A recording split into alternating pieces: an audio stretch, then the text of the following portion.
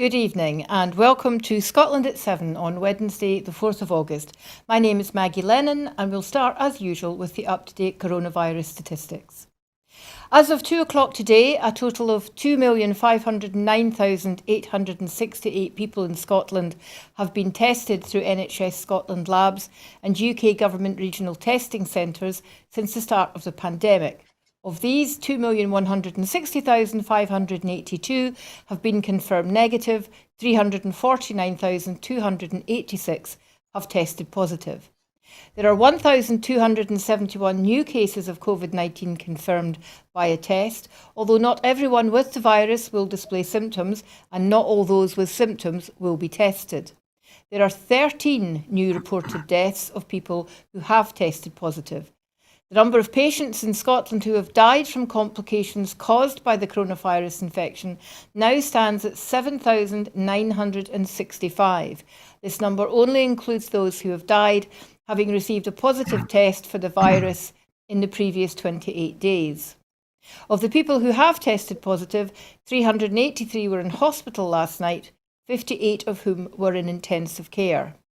As of 8 o'clock this morning, 4,016,326 people had received their first dose of the COVID-19 vaccination and 3,249,622 had received their second dose.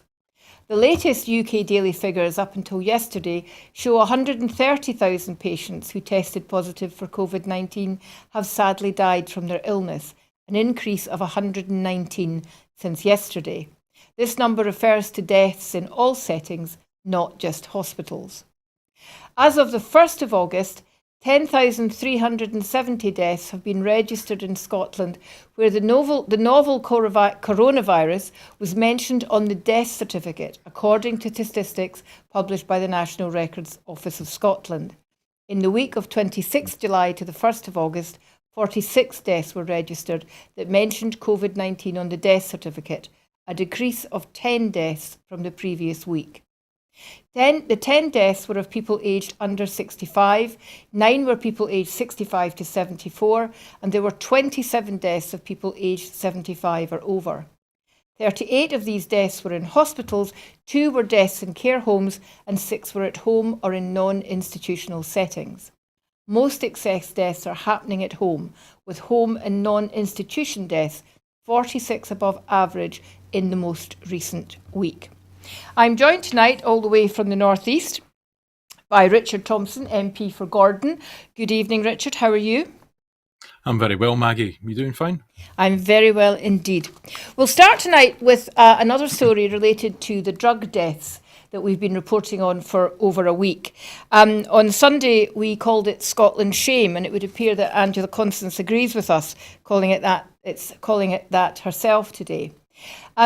She's a Scottish Government Minister for Drug Policy, and she has said that the Scottish Government intends to implement life-saving drug consumption rooms, regardless of whether Boris Johnson likes it or not. In reply to a question by Green MSP Gillian Mackay, Angela Constance said that the Scottish Government is firmly in support of the implementation of safe consumption rooms based on 30 years of evidence from 100 drug consumption rooms in 66 cities in 10 countries. Ms Constance said they are not the only solution, but they do help to save lives. While health and social policy in relation to drug use is devolved, drug enforcement policy remains reserved to Westminster, and successive UK governments have prioritised the law and order war on drugs approach over treating drug misuse as a public health issue. Richard, she's not wrong, is she, in saying that we really have to move away from the idea that it's all about law and order and illegality and changing the focus to public health? No, I think Angela Constance is absolutely spot on about that, Maggie. Clearly there is a significant amount of criminality around the drugs trade, and we shouldn't overlook that in terms of trafficking and the sheer amount of human misery that's caused along the way, as well as the other subsidiary crimes that are associated with it, like money laundering and all the criminality that supports. But in terms of the actual impact on individuals, dealing with it as a public health issue is clearly the the best way to go about it. I mean, that was how we started to tackle the knife crime problem. Instead of dealing with it solely as one of criminal justice, albeit that retained its place, by adopting some of the public health principles, we were able to make a very, very significant impact on that through education and leading people in better directions. So I think that treating drugs as not as in terms of the individual usage, not as a criminal act, but as an act which requires many different kinds of interventions and support to help somebody get their life back on track, is absolutely the right way to go. And the other thing is we're often guilty of talking about there being a drugs problem. I think there are many drugs problems in reality. There are the problems that are associated with drug injection and the sometimes chaotic lifestyles that go around that, and the acquisitive crime that can often take place to do that. There's also a big white-collar drugs problem in Scotland, whereby people are maybe not living chaotic lifestyles, people are holding down, they're high functioning, they're holding down good jobs, and they're not committing crimes in order to feed their habit, and they're not coming to the attention of the criminal justice system on the way. I think there's a huge amount to be done in terms of destigmatising and making sure that the help is available for those who are ready to access that, as well as signposting people to that. So the greater emphasis that there seems now to be on moving towards providing rehabilitation for those who are ready for that and who will benefit from that, I think is good. But I think we need to tackle people at different stages in this, and having drug consumption rooms and seeing what we can do round about what it is legally possible to do, accepting that there is that drugs law is reserved to Westminster. I think trying to take the most liberal interpretation of what the law and the Constitution allows us to do is a way of dealing with what is a very particular and long-standing and intractable problem that we've had. Scotland's not alone in having that drugs problem in the UK or anywhere else, but we do have a particularly serious problem here, and I think it's time that we gave ourselves more of the tools and the arsenal that is needed to help support people back to stability and better, more fulfilling lives where they can live drugs-free. Well, you're not wrong when you talk about the white-collar use of drugs, but these are not with respect to people that are dying of drug overdoses. You're 2.5 times more likely to die of a drug overdose if you're a man, and 18 times more likely to die of an overdose if you're living in an area of social deprivation. And I think that's really the issue, isn't it? I mean, we can look at all the reasons why people indulge in drugs or get into drugs, but someone said to me the other day that the real key to making an improvement in what is really a huge issue for Scotland is giving people who are using drugs to medicate their appalling lives a reason to get off drugs. And that's about giving them aspiration and giving them the hope for a better life. And this decline in social standards and decline in society, which is leading to this epidemic, if you like, of drug abuse in Scotland, is 30, 40 years old. So it's not the responsibility of one government. So we make that clear. This is not the fault of the SNP, but this 7-year increase, year on year on year of deaths, is happening on SNP's watch, so they need to take control of it. Obviously, the safe consumption rooms, there is so much evidence to suggest that that's useful. But I wonder if it's a little bit of a white elephant when the SNP regularly say, as they've said now and they've said before, we would do this, but Westminster won't let us. Well, Westminster won't let people in Northern Ireland, in England or Wales have safe consumption rooms, but they don't have the same level of deaths. So yes, it's contributing, but we are obviously starting from a much higher base.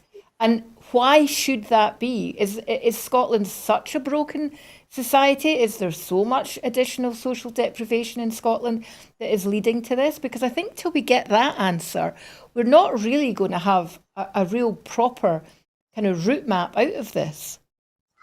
Well, I think you're right about a lot of what you say there. I mean, as I say, there's no one drugs problem in Scotland or anywhere else. There are many drugs problems, and many of the areas in Scotland where the drugs problem is seen to be at its height is comparable with many other parts of England, which have gone through similar kinds of social and economic upheaval as parts of central Scotland did through the 1980s.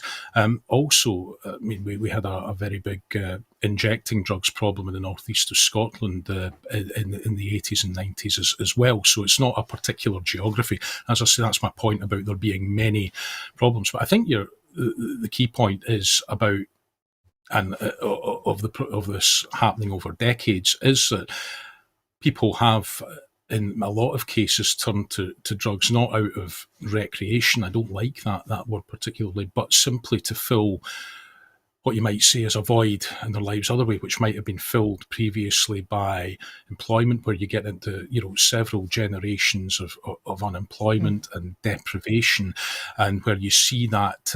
You saw an awful lot of economic and social upheaval, industrial upheaval in Scotland, with jobs going and not necessarily being replaced. Honestly, there is so much in there in terms of the esteem that people have for the role in life, the opportunities that are offered to them. Like I say, I don't think there's one problem here, but there are many, many things that we need to do in order to help to support people to, first of all, not go down that path, but also to help restore, for those who have gone down that path, to help restore a bit of stability and to provide them with the roof over their heads that they need, to provide them with the opportunities to get clean when they're ready to do that, and the opportunities to then go and take their place and once again as a fully contributing member of society. And I'm conscious that the language I'm using roundabout is imperfect, because we do need to, all of us need to do more to destigmatise this. And as I say, instead of dealing with it as the criminal problem, deal with it as a health problem, because we know that this is something which crosses all income levels, all social all social levels, and we need to be making sure that we're doing absolutely all that we can. But there are particular interventions that we can. I'm pleased that the Scottish Government is now going to try and take, notwithstanding the constitutional reservations, saying I saw somebody, I think it might have been Pete Warrior on Twitter, saying just do it isn't a strategy. There's going to have to be some very careful thought about how the Scottish Government draws up its plans to do this, because I think, given the humour that the Westminster Government seems to be at the moment, there is a very real danger that any constructive proposal that comes forward like this that isn't legally watertight in terms of what it allows people to do could come under challenge and therefore not benefit the people it's designed to. Because at the end of the day, the people who are going to get the rap for this if it goes wrong, it's not going to be the politicians or the civil servants. It's going to be those on the front line who are working in drug consumption rooms, who are enabling people to, as the law would have it, break the law. So we have to make sure that we're getting it right for everybody, the drugs users, but also those that we're expecting to go into those situations to help them. That was going to be my next question, actually. I'm a huge fan of Angela Constance's approach to politics and her shooting from the hip. But the kind of way that she said this today, we'll do it whether Boris Johnson likes it or not, is throwing down the gauntlet. It's deliberately stirring things up, which may be the reason people are responding on Twitter as they are. But you're absolutely right. I was going to ask, will causing a political controversy from which there might have to be a massive climb down really going to help the situation? But I think you've kind of answered that. I'm just wondering if you've any idea how some of your colleagues in Westminster who are representing parts of England and Wales and the north of Ireland that have similar problems might be looking at this and thinking, okay, well, maybe if Scotland are prepared to push the envelope on this, maybe this is something we could get behind. Because I firmly believe, whether we're talking about Holyrood or Westminster, there has to be a real cross-party solution to this. It really shouldn't be politicised, and it is being politicised at every turn, but it really shouldn't be. It's too important for that. So do you think you might have colleagues in Westminster who might be looking at this and going, need to find out more about it? I would hope so. I mean, the Scottish Affairs Select Committee did a report into the drugs problems in Scotland and recommended devolution of the drugs laws and also the introduction of consumption rooms, and that operates on a cross-party basis. So there are those who have open minds in that kind of committee and environment, but I think the temptation is always in some quarters to politicise and to criticise and to use it not as a means of trying to improve the lives of those who've seen their lives scarred by the drugs problems in Scotland and elsewhere, but as a means of trying to hit those who are presently in power.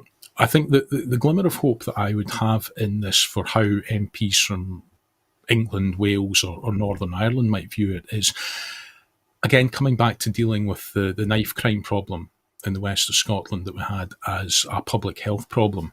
More and more people, particularly London politicians who represent communities in London, are looking at the Glasgow and the west of Scotland example and thinking, hang on a minute, we have in Scotland have had some quite remarkable turnarounds in terms of crime figures, in terms of usage of knives and things like that. Maybe there's something we can learn from this. I would like to think that people could be more open-minded and take an attitude of what matters is what works. But I think the way this will inevitably pan out is if we're able to get a solid legal basis for consumption rooms, it will probably take a few years, and then the wiser heads will start to see what has worked in Scotland, and then, and perhaps sadly only then, will it start to trickle down to the policymakers and the influencers, and then start to become more of a mainstream point of view in elected parliamentary politics. Yeah, well, I think you're right. I think it will take some time. I wouldn't hold out a lot of hope for it happening soon, at least while we've got the current Home Secretary that we do have. But it would be a tremendous legacy, a positive legacy, if Scotland, facing these particularly high instances of drug abuse and drug deaths, were able to make some kind of breakthrough that there was benefit from. That would be very worthwhile. I'm sure this is a story we will continue to look at. It's a big job that Angela Constance has got. I think she's probably the woman to do it, but let's wait and see. I don't know whether, for example, Boris Johnson has made any comment now that he's been in Scotland today about what she said about him, but we'll keep watching this story.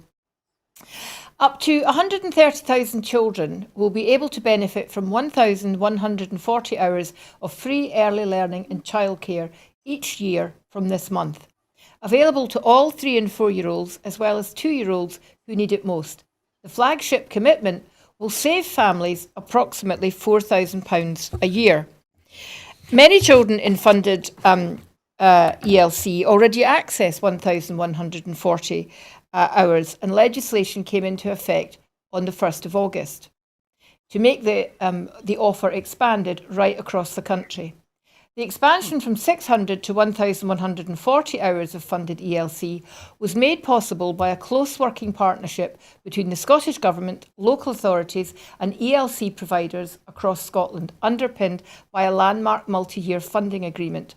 Delivery of the 1,140 hours offer, which will bring Scottish Government funding for ELC in 2021 to 2022 to over £1 billion, marks another commitment for the first 100 days of this government. The Scottish Government has also provided local authorities with £476 million of capital over the last 4 years, which has enabled them to refurbish, repurpose and extend hundreds of existing nursery settings, as well as providing over 150 new facilities across Scotland. First Minister Nicola Sturgeon made the announcement today during a visit to Fallon Nursery in Stirling, where she met staff and children. This is important, isn't it, Richard? Not just because it's important that we get children into good childcare and early learning to help their own personal development, but if you get childcare right, it's really good for the economy because it creates jobs in itself within the industry. And more importantly, it frees up women, because let's face it, women have the biggest responsibility for childcare.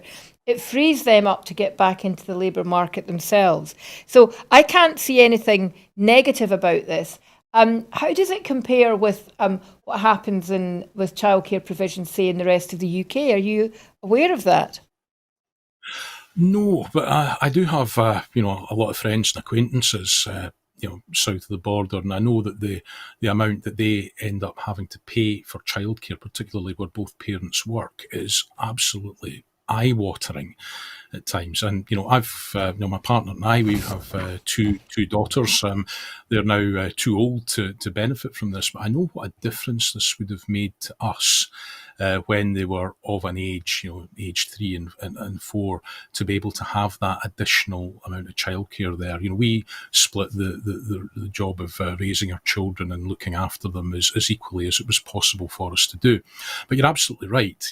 Predominantly at present, the burden for providing childcare tends to fall on women in particular, and simply allowing women to get back into the workplace like this for those who want to, as well as developing, as you said, the childcare, the caring economy, and professionalising that, and providing a lifeline to many of our rural schools for those of us who are not in built-up urban areas. Simply the sheer amount of talent that it releases back into the workforce will be a benefit that is incalculable, not just for people's self-esteem or in terms of their earning power, but simply in terms of the sheer amount of talent that it's possible to bring back in. I mean, in terms of successful economies in Europe, the most successful economies in Europe tend to be the Scandinavian countries, your Denmarks, your Norways, your Swedens, your Finlands, your Icelands. Now, Scotland isn't going to become like Scandinavia. We don't have overnight. We don't have the mindset. But the countries that invest the most in social care and in pursuing policies of equality, they tend to get the best social and economic outcomes. They tend to have the highest level of GDP, and they also tend to have the highest satisfaction levels for quality of life. So there is a lesson in there for us. And I think that in hitting this target for 1,140 hours, which, credit to the Scottish Government for the SNP for setting the way, credit to everyone in the Scottish Government who's kind of brought it to fruition at government level, in particular credit to all 32 local authorities and partner providers who are going to be in the front line of delivering this. I think we've taken a tremendous leap forward with this, and I very much think that it's something that we will begin to, even if we don't immediately appreciate the benefits, I think it is something that we very soon will come to appreciate as a society as a whole, the benefits that it brings us. I would agree with you. This idea of a human infrastructure, investing in a human infrastructure rather than a physical infrastructure, which is very often the sort of automatic response of politicians, especially to things like having to recover for a pandemic, is much more sustainable and is much more equitable for women as well. Interesting, you mentioned Scandinavian countries. Obviously, one of the things that they are also leading on is that they send their children to school, the start of proper school, much later than we do here. They have much longer in preschool where they do a lot of the early learning, and that seems to be quite successful. And when this increase in hours, which was originally announced last August but had to be postponed because of the pandemic, was announced, that cued a lot of people in education and early learning education to say, actually, let's look at this in a wider picture, and let's move to a position where we can fund early learning, preschool learning for longer for children, so that they can go into proper school, if you like, even more prepared, more socialised and ready to learn, because it does seem to pay dividends in these Northern European countries. Do you think that's something we might see the Scottish Government move to? I mean, how would you have felt about that? Would that made it difficult for you with young children if they were postponed going to school till they were 6 or 7? No, we would have made it work, and we were in a fortunate position whereby my partner and I both had the jobs we were doing allowed us that flexibility. And I think that throughout the pandemic, I think many employers have learned to embrace the flexibility that home working can offer, and that a better work-life balance offers. So I think we're if we were to return to this debate about the age for starting formal primary school education, I think now, almost post-pandemic, we'd be starting from a different place and perhaps a more enlightened position in terms of that discussion. our children were probably, they came to no harm starting school at the age of 5. That was just when their birthdays fell. They were going to a rural school with a roll of in the mid-20s. There was plenty of, we had absolutely no complaints about the setting that they moved to from nursery. But I think, if they'd been at the age of 4 and eligible to go to primary school, there's no way I would have been comfortable, either of them going to school at that age. And I think there is just still that lottery about when children's birth dates fall. And to be honest, I don't think that 4 is, maybe some kids are ready for it, but I don't think any harm comes to them by waiting just that little bit longer. And what applies for 4, although there's huge differences in development over those 12, 18 months.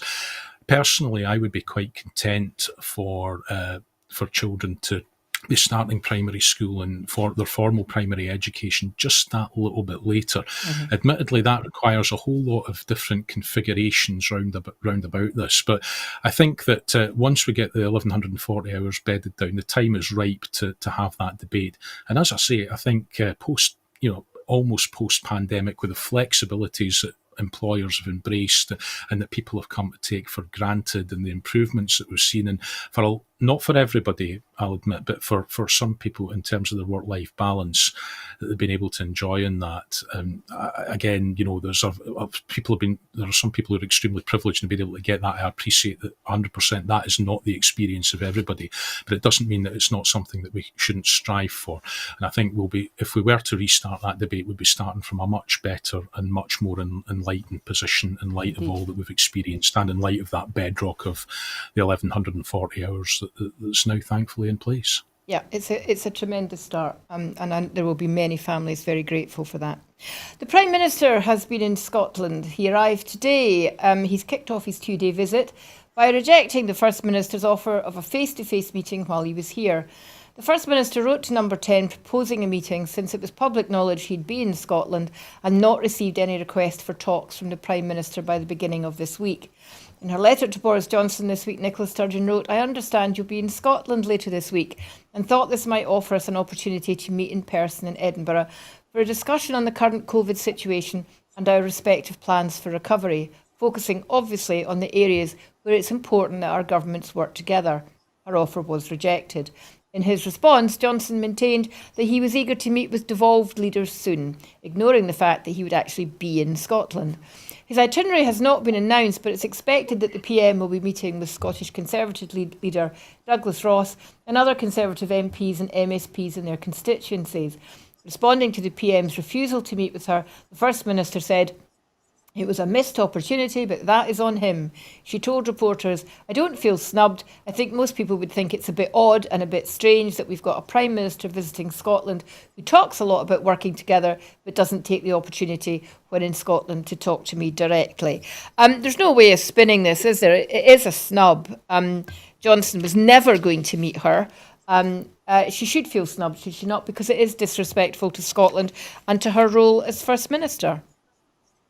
Yeah, and I just can't understand the Prime Minister's logic here. I think he's you only need to look at the number of advisors on the union that he's chewed his way through and then spat out over the last 12 months, as well as the opinion polls when it comes to the Constitution, to know that they're in deep, deep trouble, and what's more, they know they're in deep, deep trouble. But for the self-appointed Minister of the Union to come to Scotland and decide not to meet with the First Minister is quite extraordinary.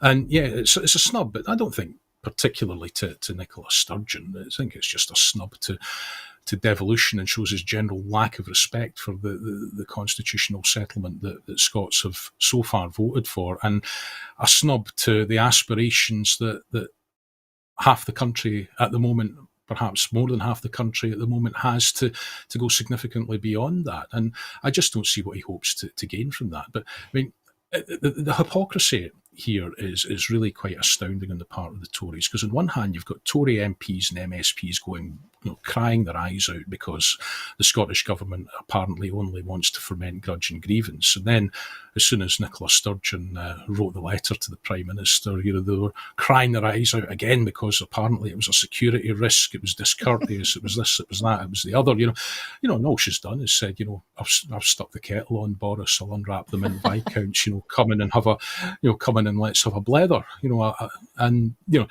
he lacks even the political dexterity to do that. Now, I think it's part of that. They can't decide whether they're going to try and love bomb us or whether we're going to be subjected to more of this muscular unionism, which involves, let's build a great big government office slap bang in the middle of Edinburgh and put a Union Jack in the windows. Let's try and undermine the devolution settlement. Let's scrap the political weight that there is behind the Sewell Convention. Let's top slice budgets and then try and allocate it directly to try and reinforce the point that Scotland has two governments, and to hell with the settlement that's already in place.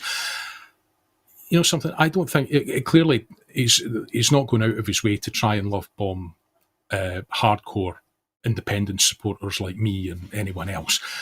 The bit I can't understand is how he imagines this has any appeal whatsoever to those who are kind of sitting on the fence at the moment, who need to be persuaded one way or the other. These are the kind of folk who voted for two unions in 2014. A lot of them, they voted to be in the British Union, they voted for the European Union.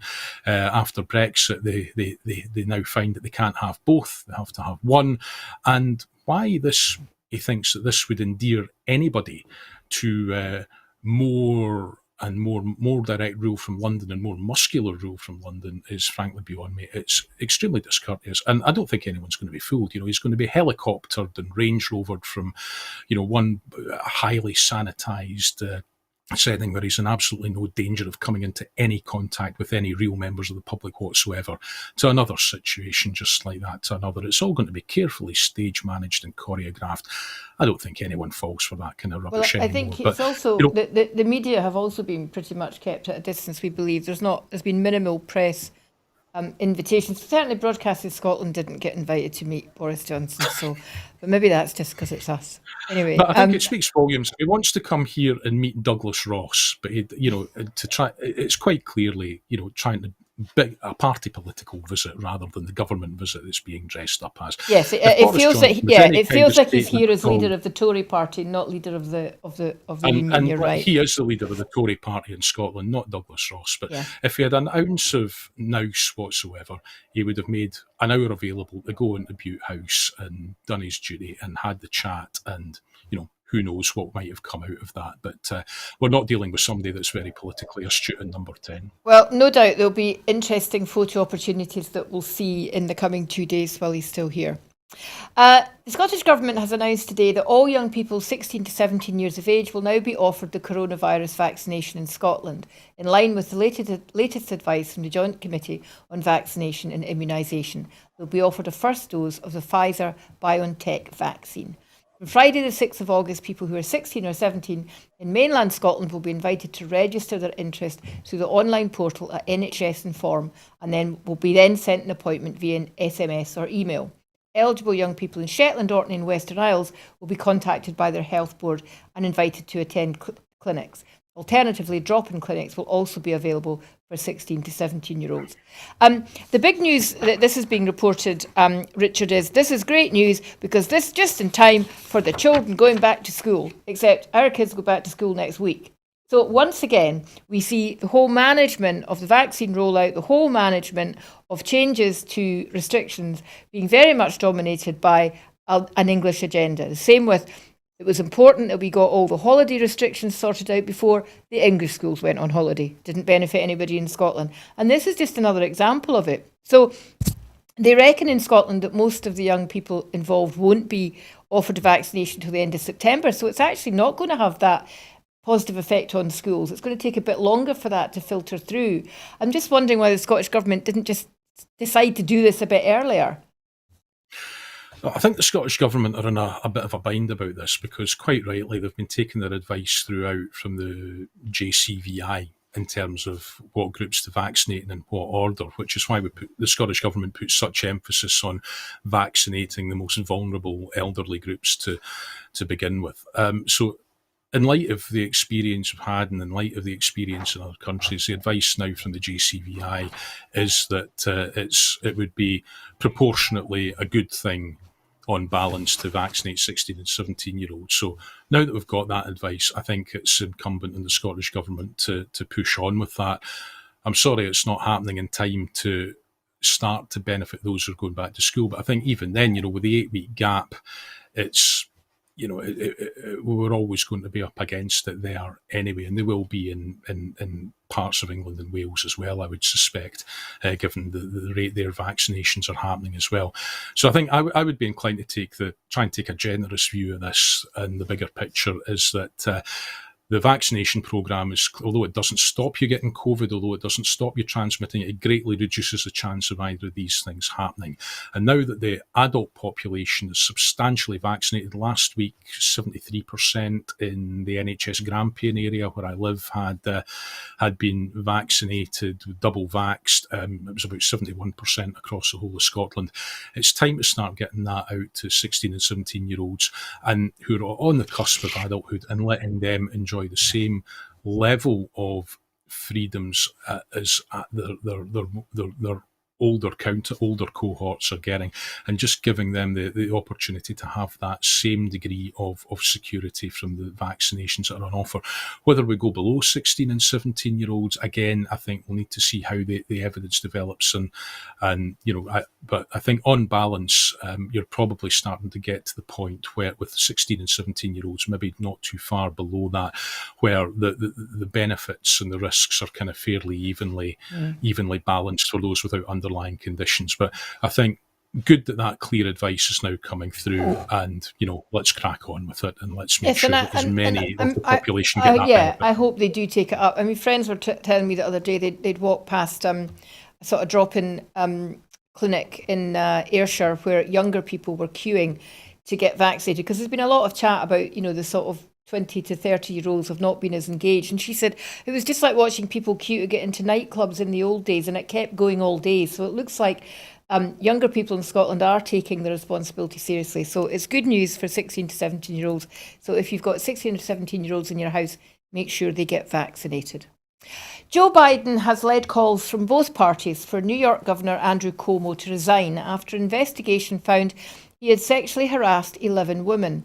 New York's Attorney General Letitia James unveiled the results of an investigation on Tuesday that showed Cuomo engaged in unwanted groping, kissing and hugging and made inappropriate comments to multiple women.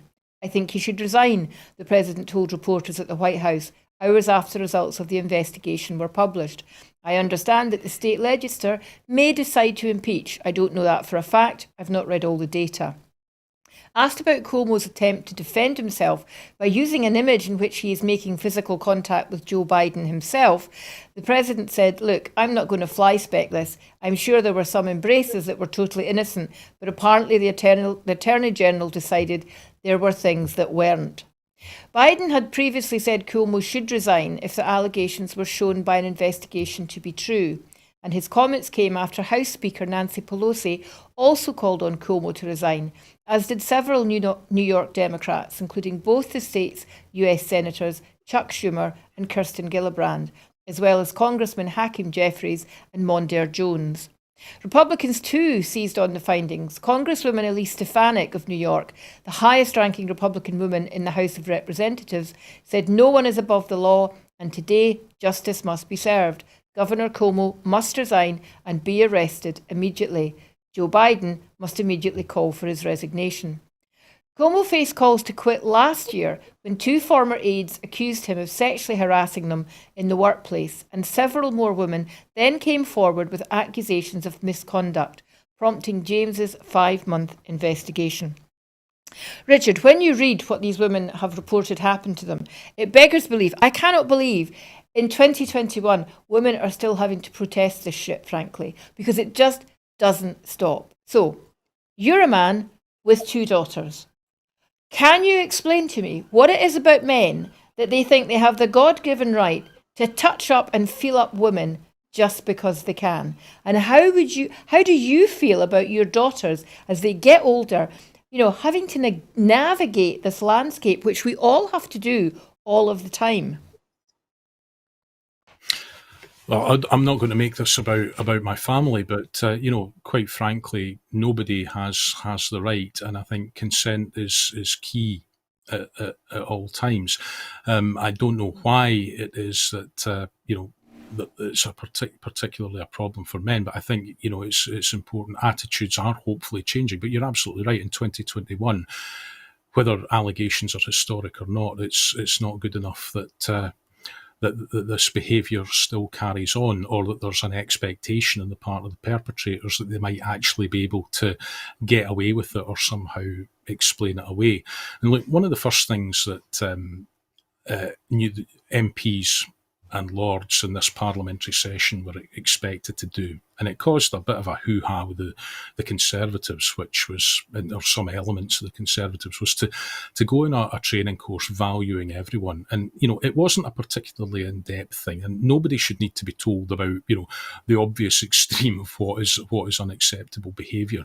But so much of this comes down to power. Who has it and who doesn't, or who's perceived to have it and who is perceived not to. And one of the things that was kind of knocked into your head was that once you're elected, you might still think of yourself as being exactly the same person, but it's not necessarily the way that other people see you, and that you have to behave yourself in a way that is consistent with the highest standards, and that you're not putting people under undue pressure in any workplace situation, whether that's sexually or in any other kind of situation. And I think it does come down to power and what some people think they can get away with. And if anything has come out of Me Too, I would hope that it's this, that anybody who is the victim of unwanted sexual attention has the right to say this is not okay, and to speak out about it, and to seek support. And I would hope that organisations and society in general are getting better at dealing with that, and being more inclined to believe those who make the accusations. But equally, I think it's incumbent on all of us, no matter what position we hold or role we fulfil, to make sure that at all times our behaviour is appropriate and respectful to everybody. You shouldn't be dealing with this in 2021. But that's, I do not know what went through Mario Cuomo's head when he thought that was an okay way to behave, because on anybody's estimation, clearly it's not. But the sad thing is, it isn't just him, it's endemic. And I think the point you make about power is absolutely right. But the important thing for people to understand is you don't have to be in a position of power, or a recognised position of power as a man, to think it's okay to have non-consensual contact, physical contact with women. That's what the patriarchy is about. The patriarchy, embedded in it, is the sense that men have that power to do that they can do it. They're physically stronger. They can do it. Really, what the hell are you going to do about it if it happens to you? And while the defence of men who get involved in this is always, it's not my actions that are wrong, it's your interpretation of those actions that is the problem, then that is just removing from women their voice on this issue. It drives a horse and cart through their complaints. And that's why men get away with it. There was a case not that long ago in Angus Council, where a female councillor had inappropriate touching. She discovered she wasn't the only one. There was a complaint made to the Standards Committee. He got rapped over his knuckles. I think he was suspended for a few months. And he's just been brought back into the administration because the Conservatives run Angus Council and need everybody who's not SNP to join their coalition. And that's all he got, a rap over the knuckles. And that sends the wrong message. Men continue. We've all heard it. The banter. Now, there's been a lot in the papers today and the news about vertical drinking, because the changes to what can happen in a pub. And people are saying, does that mean we can stand at the bar and drink? Can we stand at the bar and order a pint? One of the positive things about the pandemic, if you've been going into a pub as a woman, is that you don't have to go to the bar to order a drink. I have lost count of the number of times I've had to squeeze my way, so inevitably touching sweaty men sitting at the bar who don't get out your way. I've lost count of the number of times I've been felt up. I've had inappropriate things said to me. If I've responded or ignored, then that turns into abuse. I think one of the things after the pandemic is we should just say, no, just remove that ability to have that, fueled by alcohol. It just doesn't seem to matter where you are as a woman, what context you're living in as a woman, who you're dealing with as a woman. You are at risk of this all of the time. And for all that Me Too has highlighted it, and I'm getting upset about this, you can tell, because, I'm a woman, it happens to me all the time. It doesn't seem to change. And I don't know what it's going to take. And it's not enough to say, well, we have to prepare the future generations, because it means we could still be protesting it, or your daughters could still be protesting this in 20, 30 years. Yeah. And really, it has to Yeah, stop. when it comes, the point about power, it's not, as you say quite rightly, it's not about who's in a formalised position of power. It's about who feels that they have the power or who feels they don't have the power. But I think there's a huge role for men in this themselves, calling it out where they see it. In terms of who's in your group, who's behaving inappropriately, and don't call it out, because that's something. It's not the whole solution, but it's part of what needs to happen. But yeah, I think you're absolutely right. Removing the opportunities for that to happen, as you've seen through the pandemic, that's the way to that's part of the way to deal with that particular problem as well. But it's just about drumming it in. This is not acceptable. And in terms of the Angus Council situation, I've had the misfortune of meeting the leader of Angus Council. It's not a person I want to ever meet again. And, I think it's very, very sad that he's chosen to send out that political message rather than just accepting that politically he was reaching the end of the road. Because, as you say, it just sends out a horrendous message that you've had your rap on the knuckles and now you can come back into the fold. There shouldn't be a way back. Absolutely. And sticking with the impact on women of violence against them, there's a horrific story has come in from the Czech Republic. Women sterilised without their consent are to be offered compensation in the Czech Republic after President Miloš Zeman signed a bill into law this week. The women, most of whom were Roma women, will be awarded 300,000 Czech crowns, the equivalent of around £10,000, from the government as compensation. Gwendolyn Albert, a human rights activist who was one of those campaigning for the change, said, "This means the wrongdoing committed against all who have been sterilised without their informed consent is acknowledged and can be redressed. Social workers used incentives and threats to force women to undergo the procedure from 1966 until 2012. No one knows how many women were affected, but campaigners believe there were several hundred victims. The incentive programme ended with the collapse of the communist regime in 1989, but women in labour continued to be misled into unwittingly signing consent forms before caesarean births, or in some cases were not told that they'd been sterilised after the delivery. Others were misled into believing it had been a life-saving procedure. It was not until 2012 that Czech law was changed to require a cooling-off period between a patient requesting sterilisation and it being carried out. The Czech Republic's first ever public defender of rights, or ombudsman, collected more than 80 testimonies regarding sterilisations for which the consent had been invalid. In 2005, the Ombudsman's final statement was published, assessing the Health Ministry's response to the cases. It recommended that compensation be awarded. The Czech Health Ministry will administer the compensation claims, although it has yet to announce when. Victims who can demonstrate that they received benefits during the pre-1990 era for undergoing the procedure will be eligible for compensation on that basis. Those sterilised after 1990 will be asked to describe what happened to them and to support their claims as best they can. Well, it's not exactly a full-scale admission of wrongdoing, is it, Richard?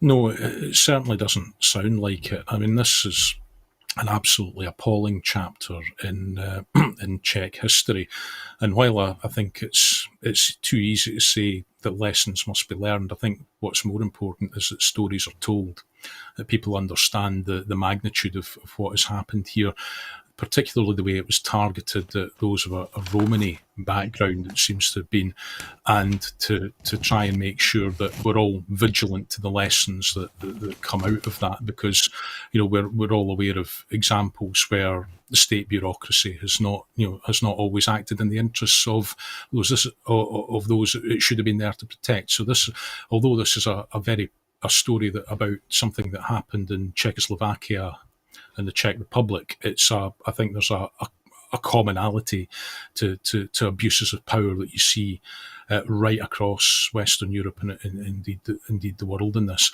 Because one of the things that should be most fundamental to a woman is being in control of her own fertility, and to have that removed and the prospect of having further pregnancies denied, because a form has been signed under the duress of childbirth or a caesarean section, or because of the community that you happen to come from, is utterly appalling.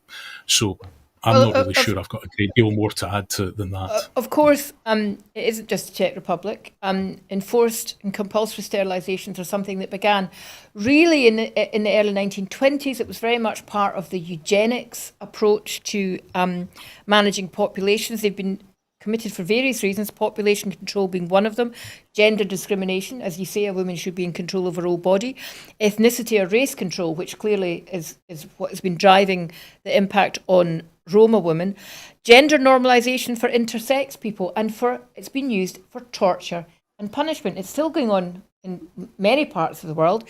In Bangladesh, you don't get £10,000 compensation, you get £24 and a sari. It was still going on in Canada till the 1970s. And in 2011, it was outlawed through the Istanbul Convention in Europe, and yet it was still happening in the Czech Republic till 2012. The International Criminal Court identifies it as a crime against humanity. But this memorandum does not have jurisdiction in a number of countries, including the United States, Russia, and China, who don't. Now, informed consent is the bedrock of good health practice. We all understand and accept that. So it's telling, is it not, that this is non-informed consent which happened to women and to Roma women. So is it too far a stretch to say that women and Roma women, by this action, are second or third class citizens in the Czech Republic? And doesn't it bring up really chilling memories of the forced sterilisation of Roma women in the concentration camps in Nazi Germany?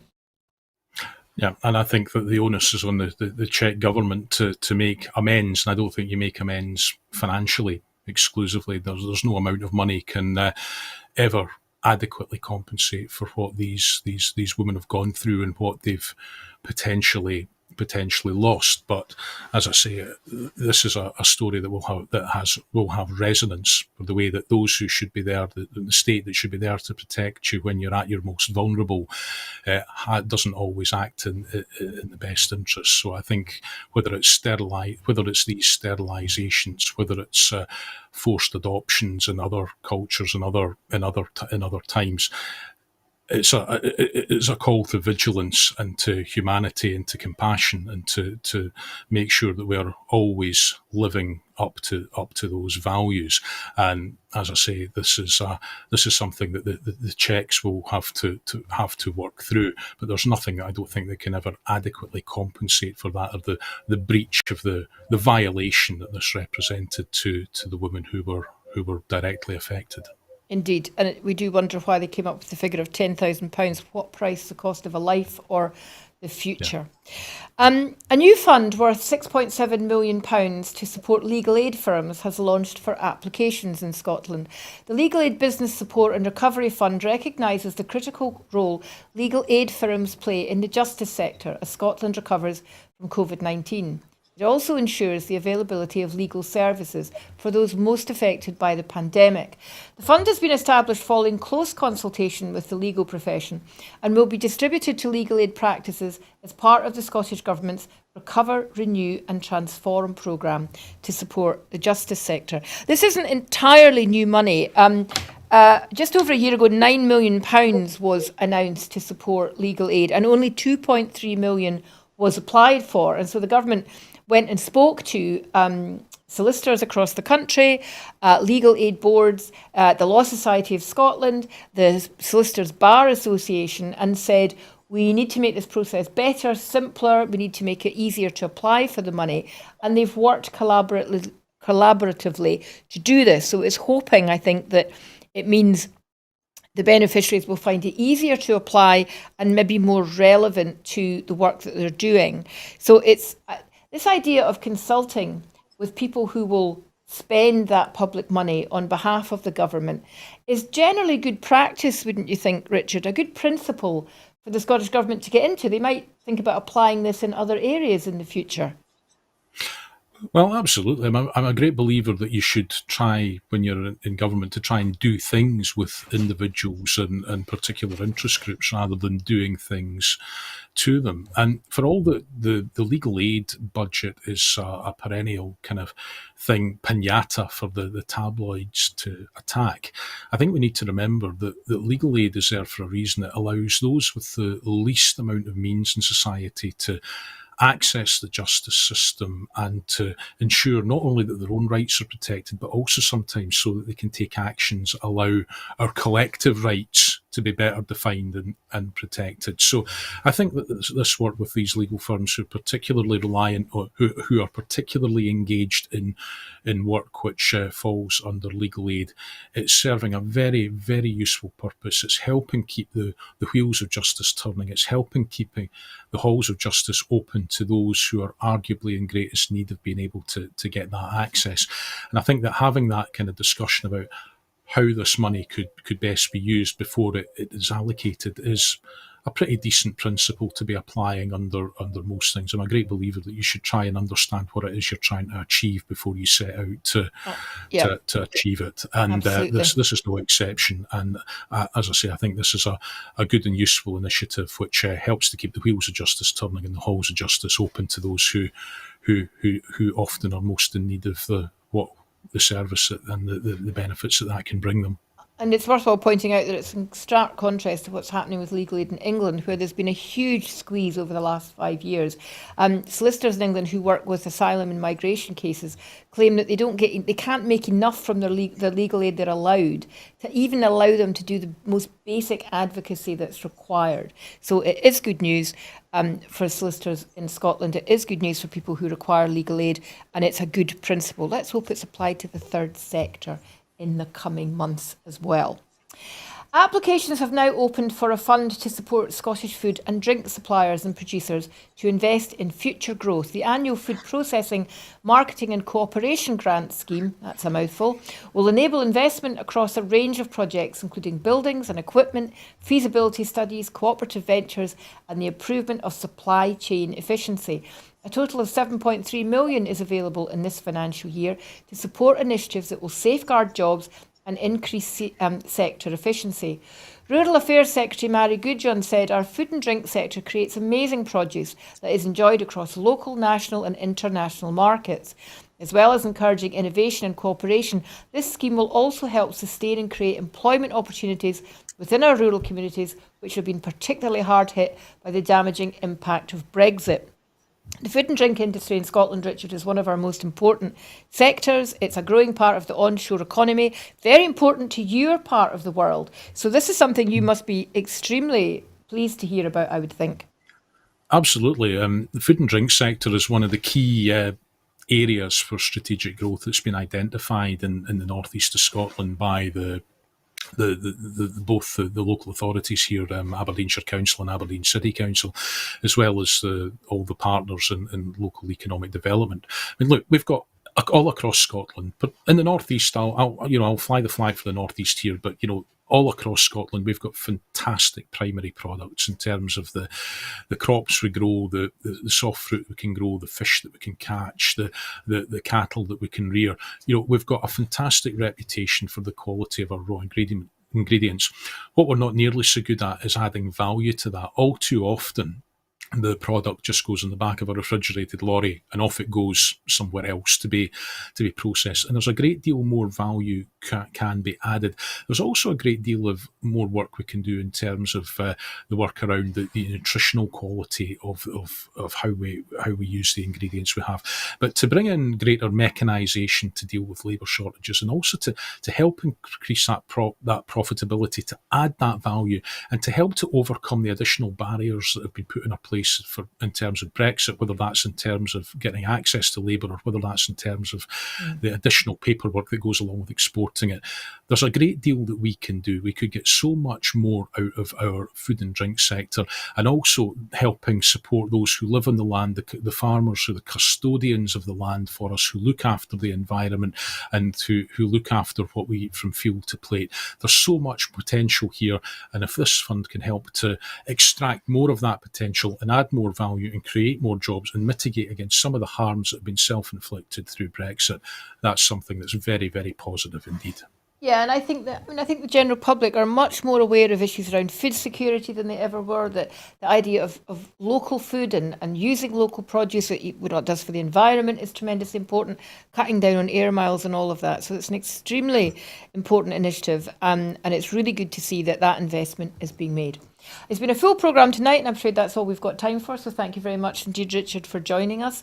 As usual, we always remind you that as much as Broadcasting Scotland is on every night of the week and on Sundays, we could do so much more, but we need the money to do it. So if you've enjoyed tonight, please go online and look at the website, www.broadcastingscotland.com/register, and see if you can make a donation to keep us going. We've got big plans for Broadcasting Scotland in the coming months. We want to be absolutely up to speed and fully charged when the next big debates hit Scotland, and there's going to be some of them pretty soon, I would think. I hope you've enjoyed this evening. I'll see you on Sunday for the full Scottish. Thank you and good evening.